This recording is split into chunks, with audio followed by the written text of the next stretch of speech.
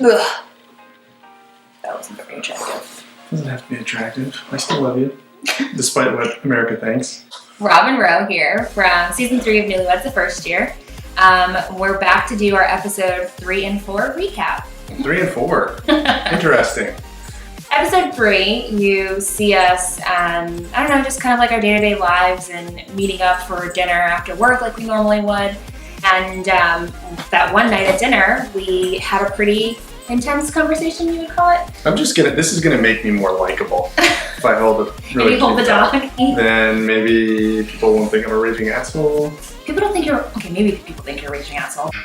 When you put yourselves out there, although you hope, you anticipate seeing some of the sterling qualities and some of the really positive things play out, you realize that you don't have control of that.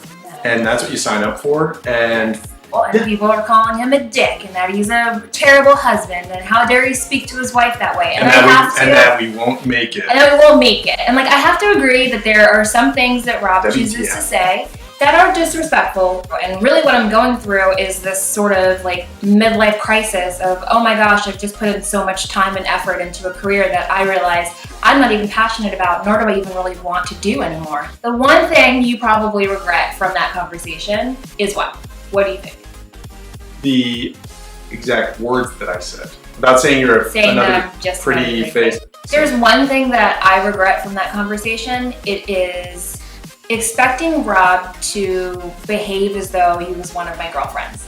I'm used to doing that with my girlfriends, calling them up on the phone and like being on Skype and sitting through and listening to each other's problems, and it's just listening, and I can't really offer any advice, but it's just nice to have that like extra ear to have on your side. I didn't necessarily let him know like, hey, I want to explain something to you, and that this is what I need of you. Same breath, I don't think you need to defend yourself in any way. I think when it boils down to it, sometimes people, despite the fact that they can be good people and great husbands, which I like to think I am, they can be a dick, right? People can be dicks at times. And when you sign up for a reality television show, when you're a dick, it's probably going to get shown on camera.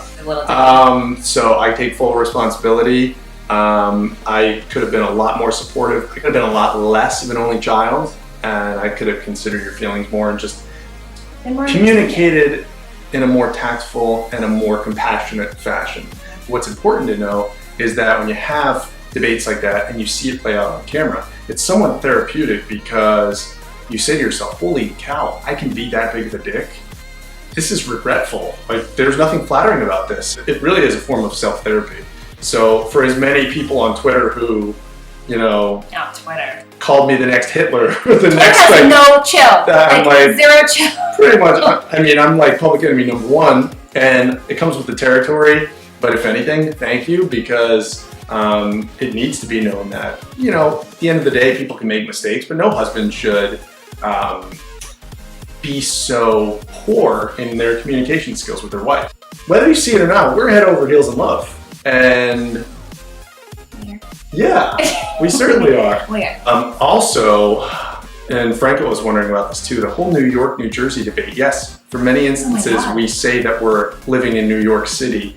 When you live in Jersey, right, you pay New Jersey taxes, you pay New York taxes if you work in New York, you pay New York City taxes if you work in New York City, and you pretty much pay rent and groceries as if you lived in New York. For 3 years before that, we lived in the East Village in Manhattan. Then we moved out to Jersey City because we wanted a bigger apartment, which we did, but we paid the same amount, actually more.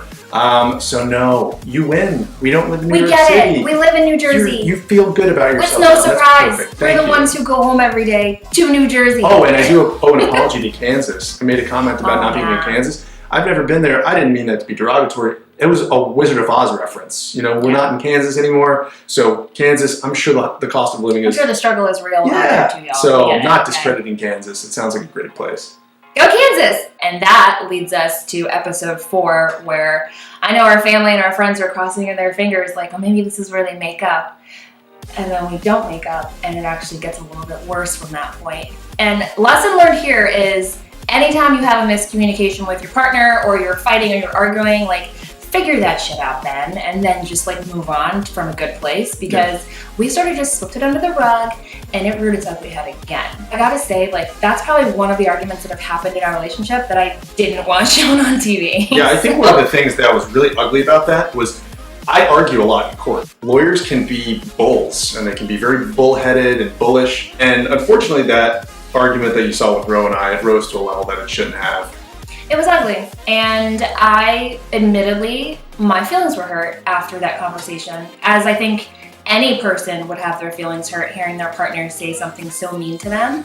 And you know, that's an ugly trait of our relationship, where we're both the alpha. In arguments, I say whatever I think I need to say in order to hurt him, and vice versa. And that's really not a good thing for us. And I gotta say, if you are the same way, take it from us that that's a part of your relationship you should really try to work out. Like, really try to work on it. A lot of critics and a lot of marriage critics on Twitter. A lot of single and divorced marriage critics on Twitter. That's really the reality of it. And Sorry, I feel like there's a lot of bitter people, and that's fine. Live your life, whatever. I'm not judging you. And to suggest that arguments like that are verbally abusive and that's it, this relationship will never last. I think you're reading into too much, and I think you need to look at yourself in the mirror and realize that imperfect people do imperfect things. I think Rochelle and I are flourishing because it's not about having the arguments, because those are going to be there. It's about what you build off of the arguments and the aftermath. And sometimes the aftermath is constructive.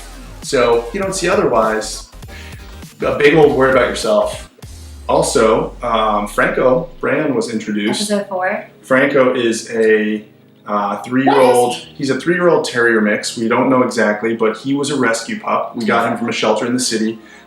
Jack, which is the orange tabby that you've seen, he's also a rescue. I've never been much of like an animal activist, or if I could say anything, there's an epidemic in the country about puppy mills and illegal and improper and unregulated breeding. So do someone a real big favor and adopt. Get a rescue. So, I mean, this guy came from Alabama. We don't know his background. We know he was abandoned, and he made his way up to New York City. We have this like vision of like him like by himself with like one of those sticks with like a little handkerchief on the back, like trucking it down the road in Alabama all by himself. Yeah, but rescue an animal, you'll find that they will become part of your family, and it's an incredibly rewarding experience. Yeah. And in the event that we one day decide we want to have children, this is kind of how we practice. So yes, please rescue and please adopt, but it's a very serious commitment to make. He's just really brought us really close together, and he's so much fun, and he's so scruffy. Like, what kind of face is this? Say hi, say bye. What kind of face is this? Because he's getting tired from being held. And I put him in a mohawk all the time, and people love it.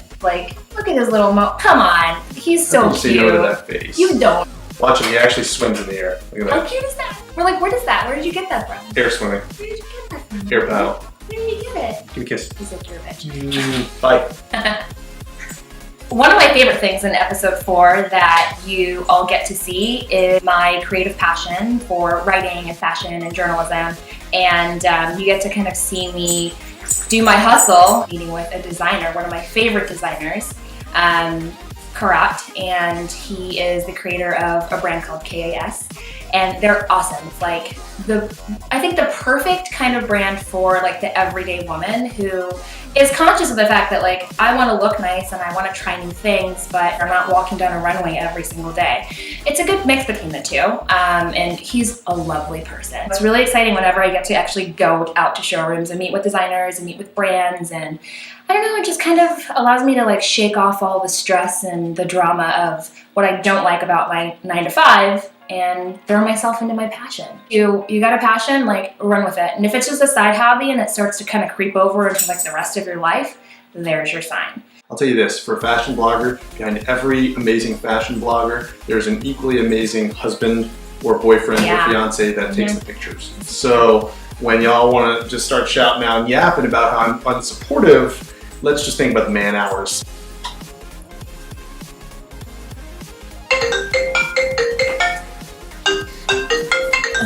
Hello, Mother. Can I call you back? Nothing else you want to get off your chest? Episode 3 and 4? Every now and then you gotta pinch your man's nips. He likes it. Don't pinch the nip. They like it. I like it. I think he likes it. I like the nip pinching. In conclusion, Don't jump to conclusions about someone's relationship without seeing the whole picture. And I promise the whole picture means all 10 episodes and an entire season of Newlyweds. probably going to be a few moments of controversy here and there. Not even just our relationship, but everyone's relationship. And I don't know, I think it's kind of interesting to see how each couple deals with conflict differently. And the way that we deal with conflict is maybe a little bit of screaming and yelling. It's unadulterated and it's unfiltered, and we don't put on a show. No, so we are real. That's the way it is. People. And I have a phone call, and Your on phone that is note, ringing. I'm going tune into Newlyweds, Bravo TV. Wednesdays, 10 p.m. Bye. Don't forget, episode 5 coming up. Teaser, Don't shut up. TV. Don't shut up. Tell them what it's about. I am the Don't you step into my world.